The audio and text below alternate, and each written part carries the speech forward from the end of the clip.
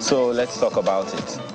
Suicide, we understand, is a major global health concern that's a substantial contributor to mortality worldwide.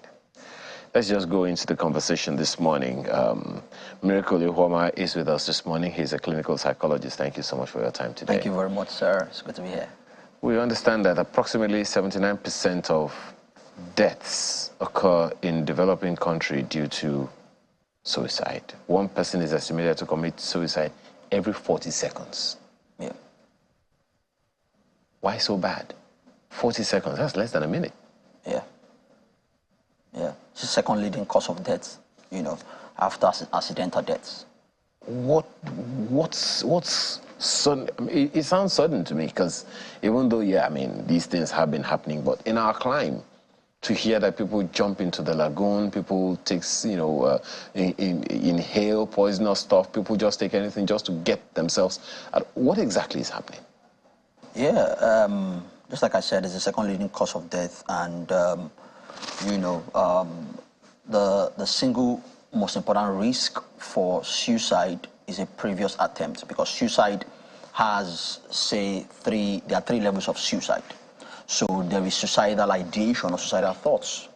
There is suicidal attempt, and then there's suicidal completion. So not everybody, for instance, who has thought about suicide has attempted suicide. And not everybody who has attempted suicide has completed the act of suicide. So there are a lot of people who, start by thinking about it. That's where it starts from, just thinking about the idea of suicide. What informs that thinking? That's the question. Now, what informs the thinking is predominantly mental health conditions. So let's take an example with depression, for instance. So when somebody is depressed, typical symptoms would include things like loss of pleasure in previously pleasurable or enjoyable events. So the person loses interest in things that used to interest them. The person experiences low mood. So they want to stay in bed all day most times. It affects their eating behavior. So all of these things can now climax into thoughts of taking their own lives. Wow. Yeah, because prior to suicide or preceding suicide is hopelessness. Because someone has to get to a place where they feel like there is no more hope. I can't see anywhere further than I am right now. I can't see any other option, because what is typical to people, for instance, who are suicidal is what is called a dichotomous mindset. A dichotomous mindset is a mindset that thinks only in two dimensions, this or that, black or white. In real life example, it's either I get married to this person or I don't get married at all. This particular person? This particular person. So that's why you would hear people commit suicide when a partner breaks up with them, because I can't see myself getting married to any other person if not this person. I don't care if there are other people out there. It's this person I must get married to. We had a story over in the course of the week of some individual who decided to commit suicide simply because there was the marriage crashed or something. Okay. So I was going to ask a question, about whether or not suicide attempts or suicidal thoughts have to do with economic conditions or situations that someone finds himself. This particular individual that I just talked about, we understand this fellow is supposed to be very, very wealthy. Spent a lot of money on the marriage, on the wedding, and then the marriage, and then, before what is happening, the marriage is crashing and the fellow is having suicidal thoughts. So it doesn't have anything to do with economic condition, does it? Doesn't. Not at all, or not much? Not necessarily, because it's just like saying, now there are risk factors. So, for instance, there is a higher rate of suicide in developing countries than developed countries. Okay. Really? Yes. Okay. Except that, for developing countries, a lot of suicide are not reported. But even with reported suicide, developing countries have a higher percentage of suicides than developed countries. Nigeria, for instance, is ranked maybe 15th highest suicidal nation in the world. So Africa is, I think about the highest in terms of continent. So, yeah, economic factors could be a risk factor to somebody actually going ahead to commit suicide. So it can affect, but that's not the only reason, or that's not the only thing that can affect, right? Other things, there can be other risk factors as well. Okay. For instance, things like people's coping mechanisms can affect how they are able, to deal with suicidal thoughts and things like that. Coping mechanisms due to some previous shocks or occurrences in their lives, right? Coping mechanisms due to how they have been trained, or how they have trained themselves to interpret situations. In growing up. In growing up. So essentially you're saying it is not something that just suddenly happens. No, it's not something. It's a build-up over decades. Yes. Yes, it's a build-up over time. One of the times I was here in the show, I talked about a lady who committed suicide because she failed JAMB. Now, for her, just like I said, people who are suicidal think in dichotomous manner. It's this or that. So it's either I pass this JAMB or I die. That's it for her. This thing that you just said now brings back some crazy memories. There are many people watching us now who were told that if you don't have maths, if you fail maths in your life, you are done for. Yeah. If you identify with that, you can send us a mail. I mean, look, if I do not pass maths, I cannot succeed in this life. So if that kind of person, for instance, failed mathematics in the 80s or in the 90s, the person is seen as a failure. Will see himself or herself as a failure simply because of what he or she has been told. Yeah. So this is what happens, right? Yeah. And this is the build-up. Yeah. Yeah. That you're talking about. For instance, I wasn't good at maths, so I'm a typical example of somebody who didn't pass maths. In fact, just why that story of the lady who committed suicide because she failed JAMB is very relatable to me, is because I didn't just fail JAMB. I wrote JAMB 3 times, but then I failed O-level 4 times. So I wrote WAEC, I failed. I wrote NECO, I failed. I wrote GC, I failed. It was the 4th GC, the second GC I wrote, which was the 4th O-level exam that I now passed. And I started writing JAMB. First time I failed, second time I failed. So it was the 3rd time I passed. So in all of those times, I didn't think about suicide. Yes, why didn't you think about suicide? Because the way I cope with difficulties and failures is different from the way that lady has been built to cope with it. Suicide never crossed my mind. What crossed my mind was, okay, so what is exactly the problem? How can I do better in my next exam? That was what was on my mind at the time. So how we have been trained to deal with failures, how we have been trained to deal with difficulties, could actually decide the prognosis of how well we are able to deal with difficult situations or things like suicide or suicidal thoughts, when they come. So people who have not been trained to develop resilience, for instance. Or to even believe in themselves. To believe in themselves, who have poor self-esteem. They can have, very poor prognosis of, getting those suicidal thoughts and ultimately attempting to. So, but that's not to say that it's a hopeless situation for them, is it? It's not. Okay. It's not, but somebody who's suicidal doesn't think that way. Oh. Yeah, it is not thinking, if to him is, like I said, preceding suicide is hopelessness. And preceding hopelessness is cluelessness. So someone has to be clueless before they become hopeless. Pause. Let's take it back. Where does it start from? You've talked about, growing up. Yes. You mentioned depression the other time. Which of these situations you've talked about, hopelessness, cluelessness, how does it start for someone who is perhaps in a particular stage now to quickly decode himself and call for help? Okay. So preceding suicide is hopelessness, and preceding hopelessness is cluelessness. So you have to get to a point where you are clueless before you become hopeless. Cluelessness is, I don't know what else to do. That is why one of the vocabularies you must embrace is a vocabulary called options. You must always have options.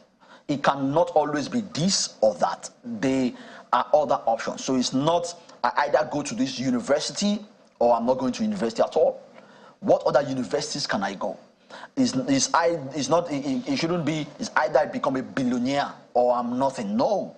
You can become a millionaire, for instance. There are other options that you must embrace. So you must always ask yourself, what are the other options that exist in this situation apart from this option that I might not be able to get at this time?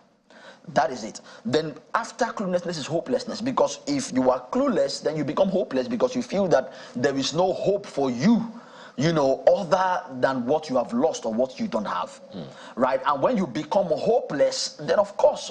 So where does depression come in? Yeah, so depression is what actually constitutes, because the ultimate height of depression is hopelessness. Where you feel like, okay, there is no hope, there is nothing left for me to do, and there is nothing left for me here. So the best option is for me to kill myself. Now, this is how a suicidal person thinks. This is psychology of suicide. The psychology of suicide is what a suicidal person wants is to end the pain they are feeling at this time. It's not like they are bad people. It's not like, oh, they want to cause people around them pain. The pain they are feeling is legitimate, right? They are feeling so much pain. I told a group of people that if you want to know how a depressed person feels, somebody who's dealing with major depression, I said, have you ever been sad at any point in your life? I said, yes, they have been sad. I said, multiply that sadness by 100. That is how somebody who's dealing with major depression is feeling at the time. So imagine that state where you were feeling some sort of sadness and then multiplying that by 100. How would you be feeling, in that state? That's how somebody who is suicidal is thinking, or that's how they are feeling, right? So what they want to do is to end that pain, that emotional pain that they are feeling. So they feel that if I end my life, then I've ended this pain. Except that what I tell anybody suicidal is, and everybody who's listening to me, is, have you ever been dead before? I said, no, they have never been dead. I said, me too, I've never been dead. So I really don't know what it means like to be dead. I really don't know what happens on the other side of life, right? Or death. So is there any guarantee that killing yourself will actually end this pain that you're feeling? In the real sense of it. Like, or it could get worse. Yeah, say that, like, okay, there is no guarantee. I said, yeah, I can't give you any guarantee because I don't know if it will actually do it. But I said, okay, there is something that I know about. There's something I'm sure about, which is seeking help, which is therapy. I've seen people who were dealing with suicidal thoughts, who were dealing with depression, who were dealing with bipolar disorder, who were dealing with borderline personality disorder, who had become better and, dealt with this suicidal ideation, the suicidal thoughts that they are having. Now, that's a guaranteed way. Now, two of these ways, are going in the same direction. They have the same end in mind, except that one is not certain and one is. So killing yourself is not certain, right? But if you go through therapy, it has some level of certainty because it's something that we are seeing in this reality that we live in. No, if you feel that you need to talk to someone, there is that helpline that has been scrolling on the screen as Dr. Homa has been speaking, because we shouldn't do life alone.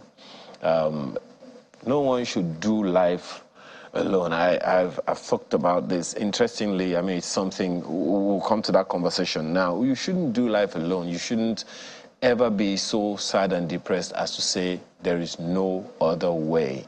We've had cases of people who lock themselves up in rooms, Dr. Homa, who lock themselves away, who lock themselves in a car, who just do some rash things.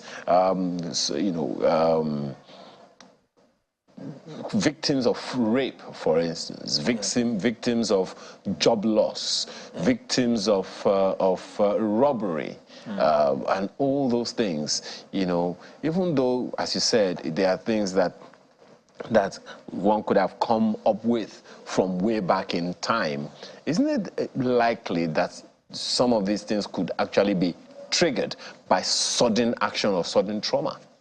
Yeah.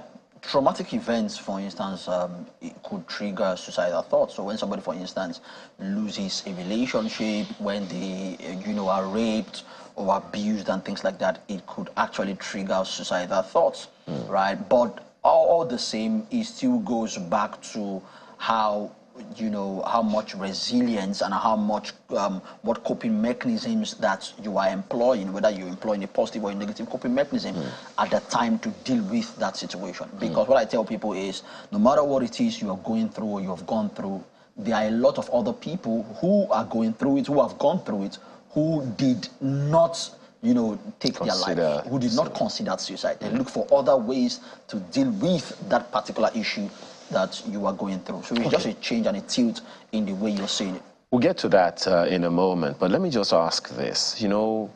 we're a very religious country. Very, very religious people. We go to church, we go to mosque, we do a lot of meditating and all those things. How helpful are those interventions, if I can use that word? Yeah. Now, there are positives and there are negatives to it. Okay. Right, so I'll start with the positive or negative.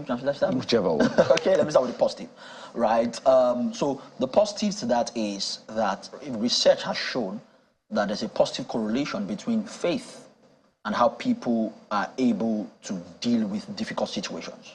So faith and mental health? Yes. Oh, okay. So when people believe that there is a higher power somewhere who's in charge of their lives, they tend to go through issues or difficulties better than people who do not believe in that higher power. Because if I believe in a higher power, then I believe that, okay, somebody's watching over me, and whatever it is I'm going through, I'll most likely come out victorious. But if I don't believe in a higher power, and I believe that, okay, I am the sole decider of whatever happens in my life, then if this is what my life can produce, then there's really no hope of what to come after this. So that you said data backs this up? Data backs this up. Okay. So it's research proven that faith actually has a positive correlation with how much we are able to deal with mental health issues and conditions. Okay. But the negative side to it is that because of, especially in a continent like Africa, where we cannot really decipher and put a clear difference between religion and science. We mix them both, and then we, for instance, now begin to attribute things that are scientific to religion. So somebody, for instance, is dealing with depression, or somebody is dealing with schizophrenia, and we say, oh, the person is being pursued from the village. And we say, oh, this person is, the witches and wizards are really dealing with this guy. So instead of us to, because we have that mindset, instead of us to take him to a psychiatric hospital or to a mental health specialist, we take him to church or to mosque or to a spiritual home. And then most times their situation gets worse, right? So that's where the mix comes in. So that's the positive and negative sides to religion. Okay, something came to my mind to ask you now. Okay, yes, you said data backs faith. Yeah. And there's a data proof to prove correlation between faith and mental health. Yes. You use the word faith, not religion. Yes. Why? Because it will seem to be a little different. Yeah. Right? Yeah. Faith is belief, right? Believe in a super or higher power. That's what faith is. So it's not just practicing religion. So religion is the practice. It's a practice. Okay. Faith is belief. When you believe that there is somebody, there is a superpower somewhere, whatever that is for you, who controls your life. Okay. Yeah, that actually, gives you more a measure of hope. Yes. Now, to some solutions. Now, we have just about 5 minutes. Someone now listening to you and watching us, this program right now, what are you willing to tell the fellow who may be suicidal in his head, who has been groomed in a particular way up until this moment that the suicidal thoughts are only increasing in percentage? What would you want to tell the fellow right now? Yes. So I'll start with what I said earlier. I know what you're trying to deal with.